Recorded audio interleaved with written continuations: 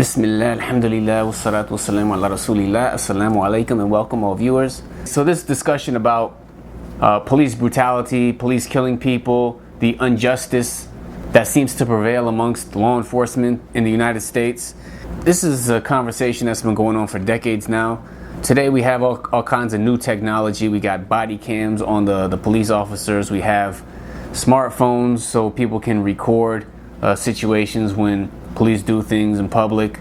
And then of course there's social media, so if something happens, people can spread the message and reach everyone around the world. But regardless of all these technological advancements and all of these social activist movements that we see today, I don't know, it just doesn't really seem to be fixing this problem. And as somebody who was born and raised in America but has been living in Saudi Arabia for the past 8 years, I was just thinking about how different my perception and experiences with police officers has been in America versus Saudi Arabia. And I was pondering some of the reasons that I thought that might be the case. Now, of course, most Americans aren't given the opportunity to live in Saudi Arabia for a prolonged period of time. So I just wanted to share some of my experiences with you guys, and hopefully it's beneficial and eye-opening. And I really hope we can do something to change these tragedies that keep on occurring over and over again. Now, when I think of my overall perception of law enforcement in America, I think about how when I drive in my car and I see a police car on the road with me, especially if it's behind me, I'm overcome with anxiety. It's really like a terrifying feeling. Even though I'm not breaking the law, I make sure I have my seatbelt on, I'm driving the speed limit, I don't have any drugs or guns or anything illegal on me, it's still terrifying. Even though I'm not breaking the law, I'm not doing anything wrong, it's still terrifying to have a police officer behind you. And it's very strange because when you think about the police, they're supposed to protect and serve. That's supposed to be the role of law enforcement. But if somebody's protecting you, like if you have a bodyguard, you're not afraid of the bodyguard, you actually feel more safe around the bodyguard. You know that that bodyguard is actually going to protect you. Also, if you have like a servant or a nanny or somebody who works for you, you feel like they're a beneficial part of your life. They're there to help and assist you. Now, I can only speak for myself, but I'm sure many people can relate to this. Why is it that when we're driving in our car and there's a police car behind us, we get terrified? And I think the reason is that a police officer can pretty much do anything they want to you. They can kill you, they can put you in prison, they can write you tickets and fine you, and they can speak to you however they want to speak to you. They can pretty much do whatever they want to you, and there's not really anything you can do in return. Now, of course, we have to acknowledge and appreciate the fact that there are great police officers out there who would never imagine taking advantage of their authority. However, we know for a fact that there are police officers who do and have. And when you're in such a desperate position, you can't just assume that, oh, this police officer, he's a nice guy. He's not going to do any harm to me. You have, as the saying goes, better safe than sorry. You have to just try to act the best that you possibly can and just hope that nothing bad happens to you. And for those who might think I'm exaggerating, I myself, for example, one time I was driving through a neighborhood and a police officer pulled me over. It was me and my friend. We both had our seatbelts on. We weren't speeding. We weren't doing anything wrong. But he pulled us over. So he approaches the car and he asks for my license and registration. So I give it to him and I ask him, what's the problem, officer? Why did you pull us over? And he said that he pulled me over because I had something obstructing my view. Now, what he was referring to was I had an air freshener. Those air fresheners that's like a little pine tree that they sell in pretty much every gas station in America. He said that was obstructing my view. And then he proceeded to ask me, do you have any drugs or guns in the car? So think about this. He pulled me over for basically a completely bogus reason. And if that was in fact the reason he pulled me over, what does that have to do with me having drugs and guns in the car? There's no correlation. So basically he just pulled me over for a bogus reason, and then he asked me if I had drugs or guns in the car. I said, no, we don't have any drugs or guns in the car.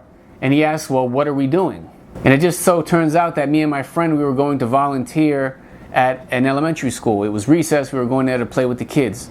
So we told him that, and then he went and he, ran my plates or whatever he did. And, he made us late. This took quite some time. So he came back, he gave me my ID back, and he said, okay, you guys can go do whatever the hell you're talking about. So this guy pulled us over for a ridiculous reason, asked if we had drugs and guns in the car, asked what we were doing, and then after he realized we were doing nothing wrong, he was extremely rude. He wasn't apologetic. He actually used really inappropriate language, was very condescending, and we went on our way, and there's really nothing we can do about it. So when people say that it's very terrifying to have a police car behind you, it's not for some crazy reason. It's because these people really can pull you over for no reason, and now we literally have footage of officers killing people, killing innocent people with no weapon, doing nothing wrong, but just because the police officer was suspecting something or was nervous, killed people. We also know there are corrupt police officers who plant evidence on people. They might put drugs or guns in someone's car and arrest them for it. I mean, there's all types of crazy stuff that happens. So this fear, this anxiety, it's reasonable. So when I think about law enforcement in America, these are the sorts of thoughts and feelings that I have, and these are some of the experiences that I've had with police officers. So now let's compare that with my experiences and perception of police officers in Saudi Arabia. Now, I can only speak from my own personal experiences, but I don't think I've ever once in the past 8 years seen a police officer pull a car over. They've never pulled me over. I don't think I've ever even seen one with its sirens on pulling someone else over. The only thing I've really seen police officers in Saudi Arabia do is that if you're double parked, for example, if you're parked in a place that you shouldn't be, then there are cars that will go around and they'll write tickets. So the chances are, if you are afraid of a police officer in Saudi Arabia, it's because you parked somewhere you shouldn't and you want to hurry and get to your car before they write you a ticket. Aside from that, occasionally they have checkpoints. So for example, at a checkpoint one time, one of my headlights was out, so the officer, he just told me, you need to fix your headlight. I was like, yeah, no problem, I'll take care of it. He didn't even write me a ticket. He just trusted that I would take care of it. There was another time where the front license plate of my car wasn't really legible. So the police officer told me to, go take a Sharpie and make sure that I fill in the parts that are white and make sure that people can read the license plate. He didn't write me a ticket, he let me go on my way.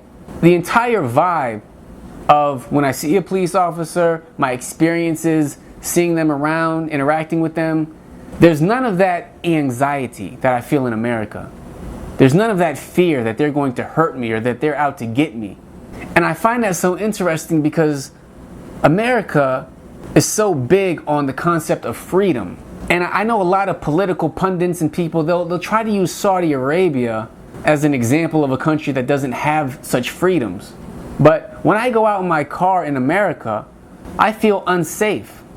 I mean, recently somebody was killed just for being in their backyard on their phone. Whereas in Saudi Arabia, I feel no anxiety whatsoever when I go out. The police bothering me, harassing me, hurting me, it's the last of my worries. So I can't help but think, why is that? Why is it that in Saudi Arabia, the vibe I get from the police here is that they're here to protect and serve. They don't want any problems. They're actually there to help you. They don't want to bother you.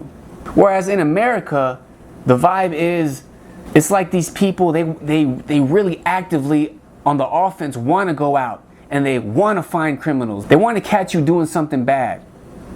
And even if they got to bend the rules a little bit, they might do that. And depending on how corrupt, how evil of a person they are, they have the power and authority to really ruin lives, take lives. And again, they're not all like that, but there have been enough like that over the years to really just make us feel very anxious around them. To the point where we have these movements like Black Lives Matter. We have people like Colin Kaepernick kneeling during the national anthem. And we have all these things happening over and over again. It's like it keeps happening. So I was thinking, why is that? Well, the thing is, in Saudi Arabia, there really isn't a lot of crime. Like, when I walk around Saudi Arabia, I'm not scared at all. I've never had anyone try to bother me, anyone try to hurt me.